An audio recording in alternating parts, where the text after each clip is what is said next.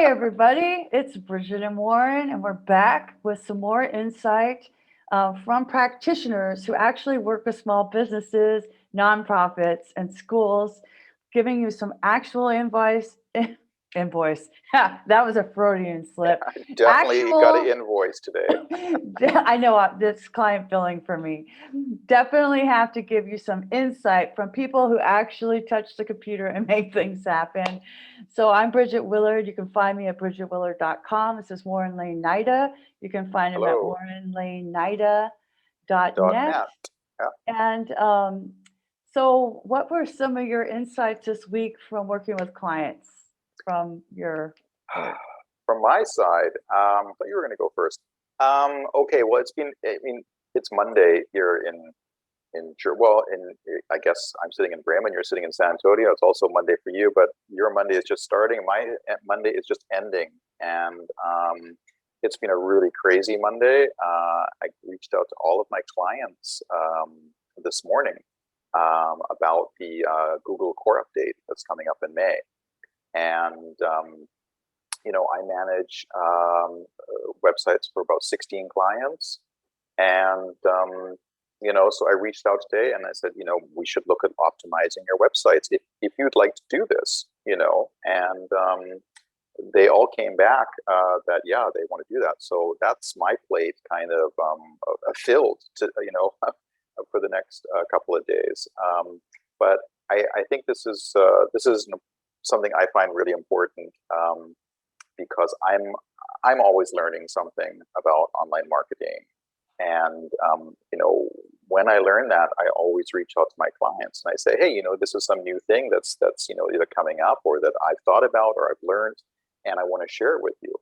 And, probably once a year, there's going to be something that's really actionable. A couple of years ago, we had the GDPR. So there's a big change in cookies. Everyone needed a different type of cookie plugin. Last year, what was last year? I think last year sort of got rolled over by the whole Corona thing. There was definitely something last year. This year is the vitals, is the core vitals. Page speed being really, really important. And in my group on social media, and you're in there as well, Bridget. It's certainly been something we've been talking about. It's like, how fast does your website really need to be? And if I look at all the clients that I have and their websites, some of them loading really well, in the 80s. Some, well, they're not there yet, and some, we really need to work on. But I think this is a great opportunity, because everyone needs to get their fingers dirty. And I think that was really, going to be my takeaway from this last week is that, I really encourage my clients to get involved in what's happening. If I'm going to put in a plugin, I explain what it is, I show it to them. They need to really understand what the tools are, because if heaven forbid something happens to me, and I've certainly had enough projects come to me because the person who is responsible for the website is just sadly no longer with us. And so it's really important that everyone knows, how to use the tools, so that's really important. And I think that clients appreciate that. And I appreciate it as well, because then when I'm not doing, what I'm doing isn't magic, it's not some weird stuff. They understand why they're paying money, and they understand what they're getting for the money. And they're also learning something. So I think that's really important, and it's always when I look back at it, that's what I appreciate. Especially with the small business. I have a mixture of small businesses. I got some nonprofits, get some education, but money for everyone is really an important issue, and you don't want to be wasting it. Yeah. Yeah. So if they can learn something and then do something for themselves later, this is really good.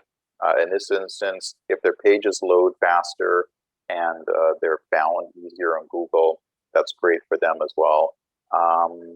It's all just, dusting, keeping the wheels rolling.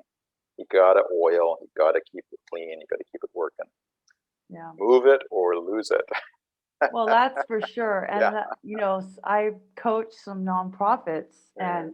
and sometimes volunteer for them. I volunteered this weekend, quickly jumped in with Sea Turtle Inc.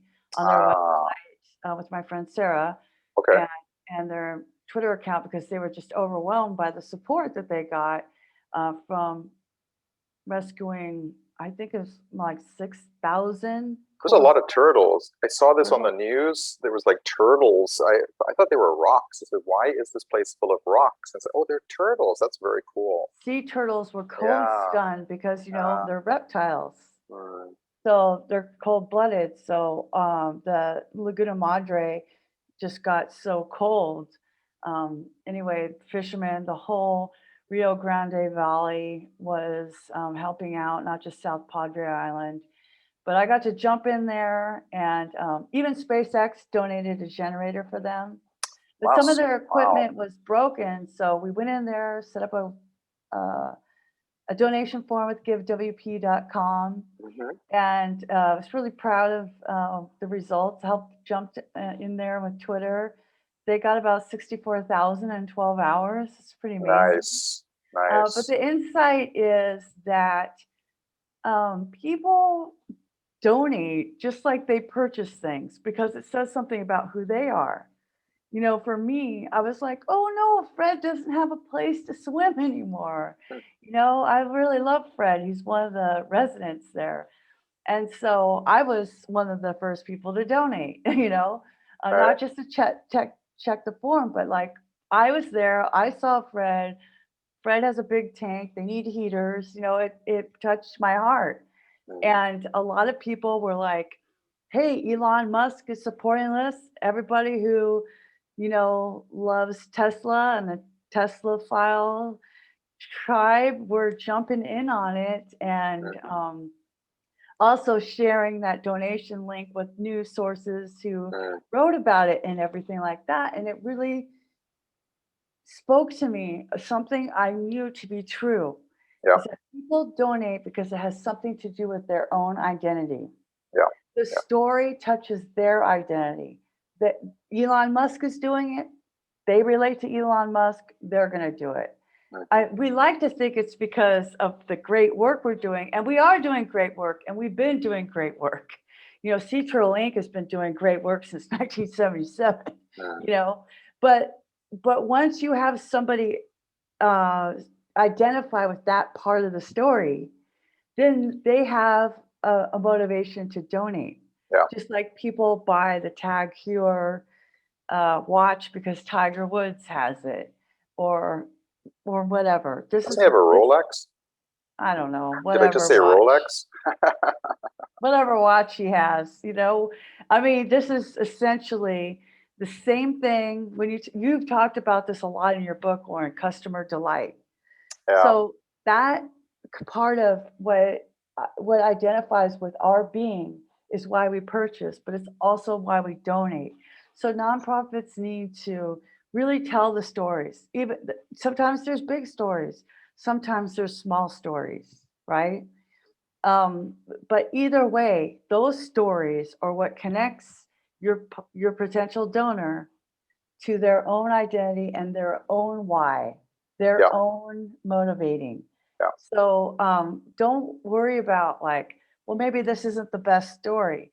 But one of the other nonprofits I coach is a home for women in crisis, Hmm. and a bunch of ladies in their area sewed a quilt for them Hmm. to give to one of the women who came to the shelter. That's a story. Yeah. You Yeah. know, Quilting is, I related to that because I used to quilt, right? Mm, And so I'm like, wow, that's amazing, you know? And now this person has something that somebody made with their hands, yeah. and quilting is a real sacrifice, especially as you age. Like I already am getting arthritis, that's why I stopped. Oh. But it's that well, I mean, I need my hands to type. I gotta make money before I do a hobby. But that's the thing, like Yeah. maybe it's a quilt and you share that picture on social media like they did. Yeah. Or maybe it's Elon Musk and SpaceX donated a generator. It can be small, it can be big, but it needs to be what's happening so that it has the ability to reach your donors. Mm, that's a good point. I was reading an article today, and it really, was flashing big that, digital is being about, where your customers are. Digital is this. Digital is the new normal. And I was thinking, it's true what you say, because, odd, there's so many people out of work. There's been a lot of problems in the economy, but that has not stopped donations. They are still right up there. And it's because, as you say, people still need to feel good. They still need to be where they feel they're doing something. And, that has nothing to do with digital. It's like every business, you've always needed to be where your customers are. And, that works as well for nonprofits, for caregiving, for regular businesses. You have to understand your customers, and you have to understand what obsesses them. And sea turtles, that I think that works for everyone. Well, they're my spirit animal. Yeah. This is the turtle in Okay. Mandarin. Oh, cool. Like not Mandarin sauce. No, Mandarin, the the language. language. Okay, we're not talking turtle soup here. All right, that's good. No, oh my God. Well, there are meat eaters, and meat eaters are people too. I know, but the sea turtles are endangered. This is true. Yeah, I think mock turtles. Mock turtles. Yeah, I've always wondered what's in that. It's not something I've ever eaten. Same thing as imitation crab, I guess. They're so cute. We had turtles as kids in the garden, and my grandparents had tortoises, and I loved them. They're like so fascinating, and they just sort of sit there and things. And it really, surprised me later, that to see that there was this, that people would even eat these. It's like, how would you consider this? They're so cute, right? And they live a long time. Yep, you have to have them in your will, like if you buy a parrot. Yeah. That's crazy, eh? Not Or like at my dog. age, if you buy anything, a cat, my cat's gonna outlive me. All right, but that sounds really good. It's been a great week for you, and I've had a great start to the week. If this week continues like this, it's gonna be a great one. The sun is shining. It's great.